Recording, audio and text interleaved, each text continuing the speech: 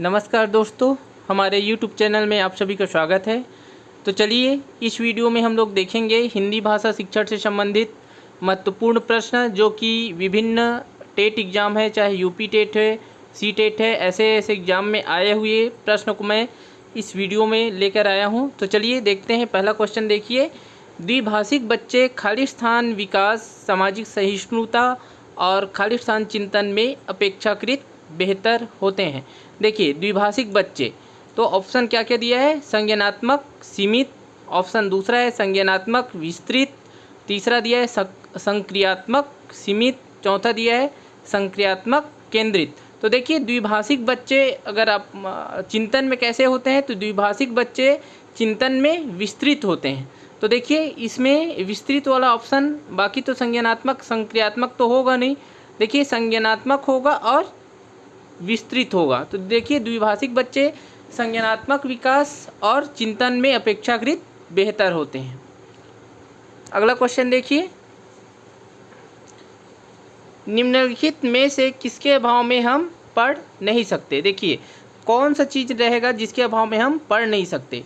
पहला दिया लिपि से परिचय, दूसरा दिया है बाराखड़ी से परिचय, तीसरा दिया है वर्णमाला की क्रमबद्धता का ज्ञान, चौथा दिया है संयुक्त अक्षरों की पहचान। तो देखिए यदि आप गौर से ध्यान से समझने की कोशिश करेंगे तो देखिए बाराखड़ी का ज्ञान अगर हमको नहीं है लेकिन मात्राओं का ज्ञान है तो भी हम पढ़ सकते हैं।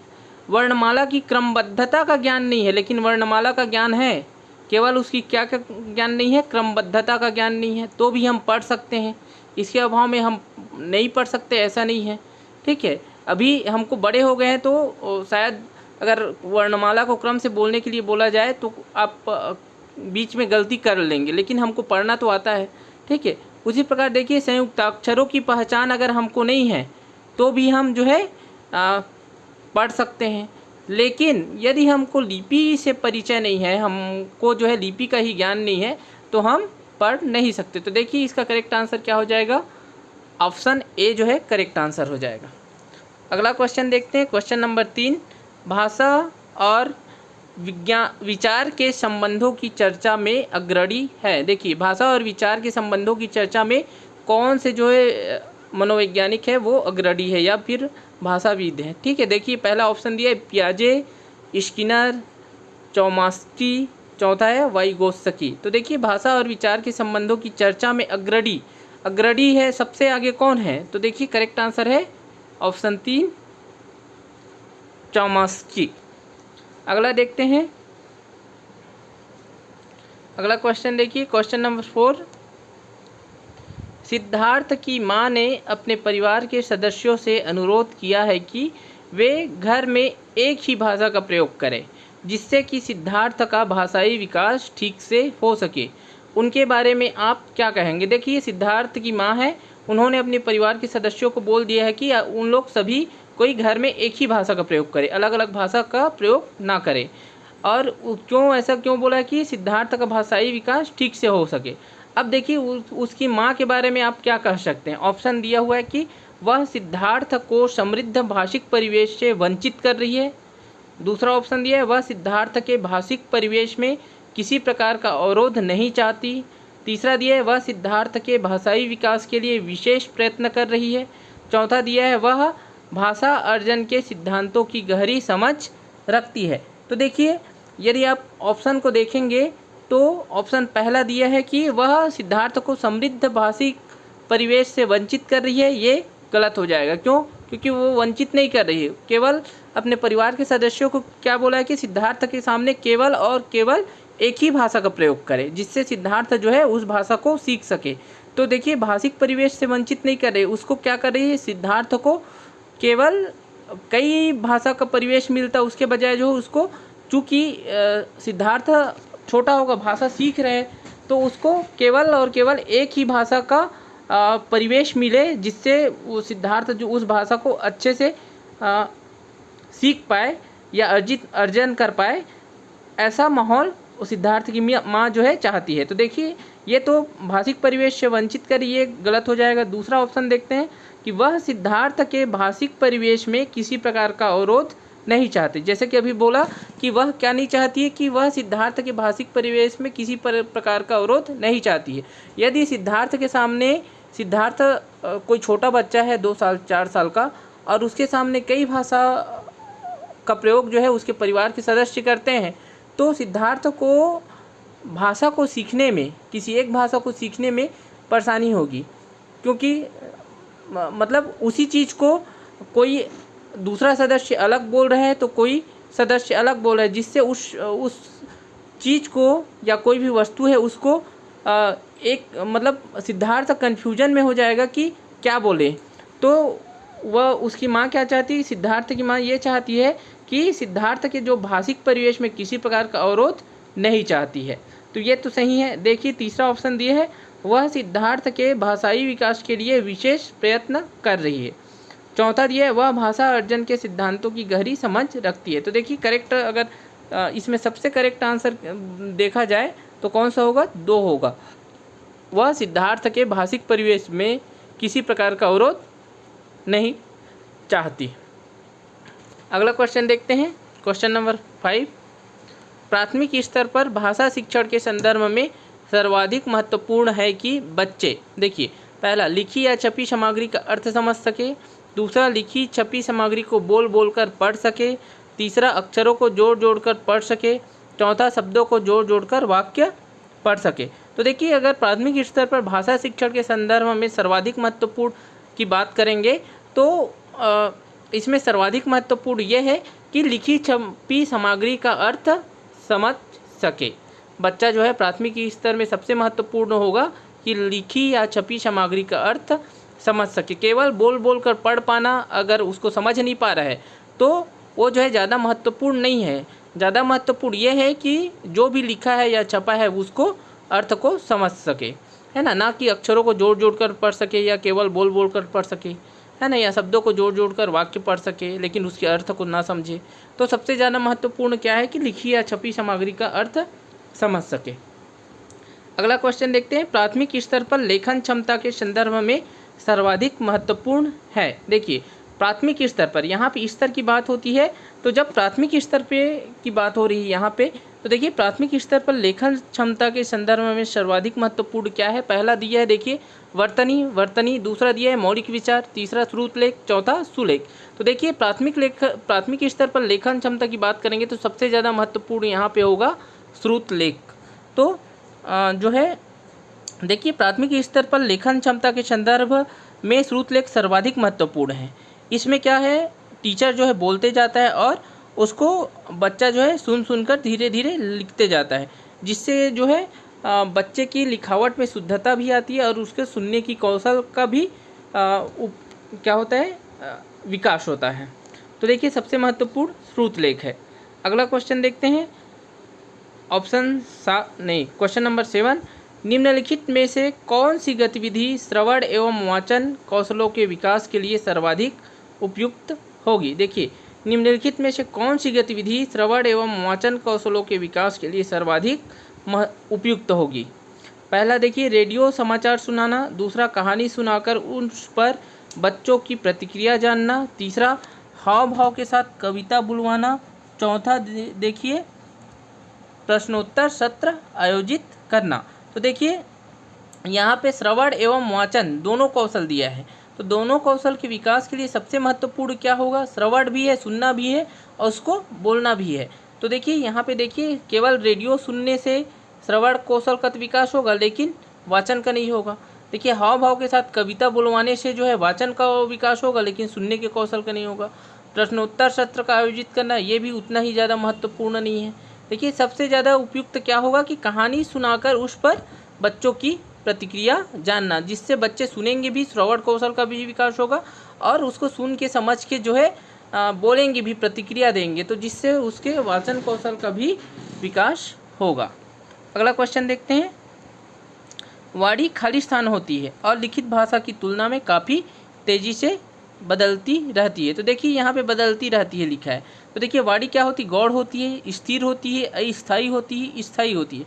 तो देखिए यहाँ पे बदलती रहती है लिखा है, मतलब कि वाणी क्या होती है, अस्थायी होती है और लिखित भाषा की तुलना में काफ़ी तेज़ी से बदलती रहती है। अगला क्वेश्चन देखते हैं, क्वेश्चन नंबर 9, बहुभाषी कक्षा से तात्पर्य है। देखिए अब बहुभाषी कक्षा से क्या तात्पर्य है। पहला ऑप्शन दिया है जिस कक्षा में कम से कम 2 भाषाओं में पाठ्य पुस्तक उपलब्ध हो, क्या वह बहुभाषी कक्षा होगा। दूसरा दिया है जिस कक्षा में प्रत्येक बच्चे के घर की बोली को सम्मान दिया जाता हो, वह बहुभाषी कक्षा होगा। तीसरा दिया है जहाँ बहुत सी भाषाओं का अध्यापन किया जाता है, वह बहुभाषी कक्षा होगा। चौथा दिया है देखिए जिस कक्षा के शिक्षक शिक्षिका 2 या 2 से अधिक भाषाएं पढ़ लिख सकते हो। देखिए ये बहुभाषी कक्षा का उदाहरण है या तात्पर्य है। तो देखिए इसमें अगर हम ध्यान से देखें तो देखिए करेक्ट इसका आंसर देखिए पहला तो दिया जिस कक्षा में कम से कम 2 भाषाओं में पाठ्य पुस्तक उपलब्ध हो। तो देखिए केवल पाठ्य पुस्तक उपलब्ध हो जाने से वो बहुभाषी कक्षा नहीं होगा, तो ये तो गलत है। दूसरा दिया है जिस कक्षा में प्रत्येक बच्चे के घर की बोली को सम्मान दिया जाता है, हाँ ये हो सकता है, ठीक है, ये तो सही है कि जिस कक्षा में अलग अलग घर के अलग अलग प्रकार के अलग अलग भाषाओं को बोलने वाले बच्चे रहते हैं और उनके प्रत्येक बच्चे के घर की बोली को सम्मान दिया जाता है, वो बहुभाषी कक्षा होता है जिसमें विविध भाषाओं को बोलने वाले बच्चे रहते हैं और प्रत्येक बच्चे के जो भाषा को जो है महत्व दिया जाता है, उसको एक संसाधन के रूप में देखा जाता है। तो ये दूसरा कथन सही है। तीसरा देखिए जहाँ बहुत सी भाषाओं का अध्यापन किया जाता है, तो अध्यापन किया जाता है वो बहुभाषी कक्षा होगा, ये एकदम करेक्ट नहीं है। देखिए चौथा दिए जिस कक्षा के शिक्षक या शिक्षिका 2 या 2 से अधिक भाषाएं पढ़ लिख सकते हो। शिक्षक या शिक्षिका 2 या 2 से अधिक भाषाएं पढ़ लिख सकते हैं, इसका मतलब ये नहीं कि वो बहुभाषी कक्षा है। बहुभाषी कक्षा का मतलब क्या है कि जहाँ पे विविध भाषाओं को बोलने वाले बच्चे एक साथ अध्यापन कार्य करते हैं, अध्ययन करते हैं और जो है प्रत्येक बच्चे के बोली को या भाषा को उस कक्षा में सम्मान दिया जाता है, उस प्रत्येक बच्चे की बोली को जो है एक संसाधन के रूप में देखा जाता है, तो वो जो है क्या होता है बहुभाषी कक्षा होती है। तो करेक्ट आंसर इसका क्या हो जाएगा, दूसरा हो जाएगा।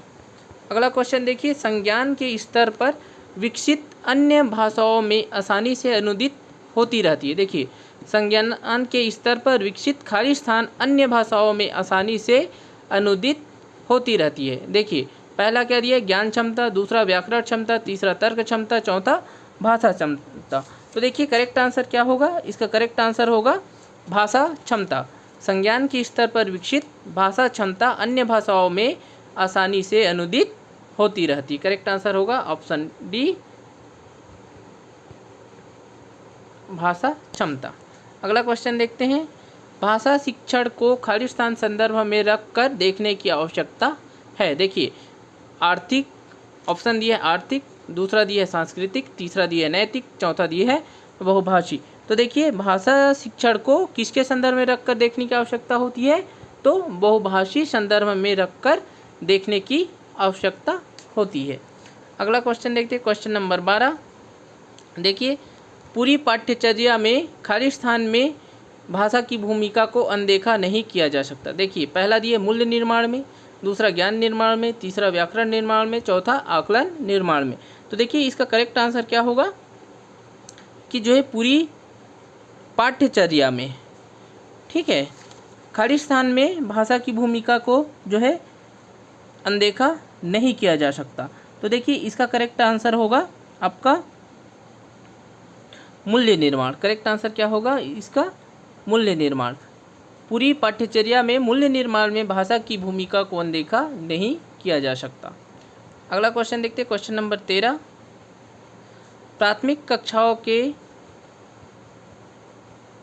भाषा शिक्षक होने के नाते आपकी सर्वाधिक महत्वपूर्ण भूमिका है। देखिए प्राथमिक कक्षा के आप भाषा शिक्षक है, उसके नाते आपकी सर्वाधिक महत्वपूर्ण भूमिका और भी हो सकती है, लेकिन सबसे सर्वाधिक महत्वपूर्ण कौन सी होगी। पहला दिया है ऑप्शन देखिए बच्चे की भाषाई क्षमता के विकास के लिए तरह तरह के अवसर जुटाना, दूसरा दिया है बच्चों को वाद विवाद के लिए तैयार करना, तीसरा दिया है देखिए विद्यार्थी को सर्वाधिक अंक प्राप्त करने के लिए तैयार करना, चौथा दिया है कक्षा में पाठ्य पुस्तक का अच्छी तरह से निर्वाह करना। तो देखिए अगर भाषा शिक्षक होने के नाते आपकी सर्वाधिक महत्वपूर्ण भूमिका क्या होगी कि बच्चों की जो भाषाई क्षमता के विकास के लिए ज़्यादा से ज़्यादा जितना ज़्यादा अवसर हो उपलब्ध करा पाना। तो देखिए करेक्ट आंसर क्या है इसका, ए जो है करेक्ट आंसर होगा। वाद विवाद के लिए तैयार करना केवल यही ये जो है भूमिका हो सकती है, लेकिन सर्वाधिक महत्वपूर्ण ये नहीं है।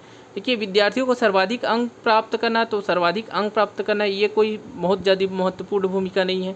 कक्षा में पाठ्य पुस्तक का अच्छी तरह से निर्वाह करना, तो ये भी जो है केवल पाठ्य पुस्तक को पढ़ा देना, ये जो है सर्वाधिक महत्वपूर्ण भूमिका नहीं होगी। सर्वाधिक महत्वपूर्ण भूमिका क्या होती है भाषा शिक्षक की, कि बच्चे को जो है भाषाई क्षमता के विकास के लिए ज़्यादा से ज़्यादा अवसर को उपलब्ध कराना। अगला क्वेश्चन देखते हैं, क्वेश्चन नंबर 14। दूसरी कक्षा में पढ़ने वाला रोहित हिंदी की कक्षा में अपनी मातृभाषा में बात करता है, आप क्या करेंगे। देखिए, दूसरी कक्षा में जो पढ़ने वाला रोहित है हिंदी की कक्षा में अपनी मातृभाषा में बात करता है, जो भी उसकी भाषा हो, चाहे छत्तीसगढ़ी हो, चाहे ओडिया हो, चाहे उर्दू हो, ठीक है।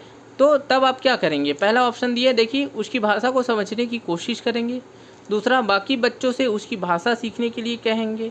तीसरा, उसे डांटेंगे कि वह कक्षा में मातृभाषा का प्रयोग न करे।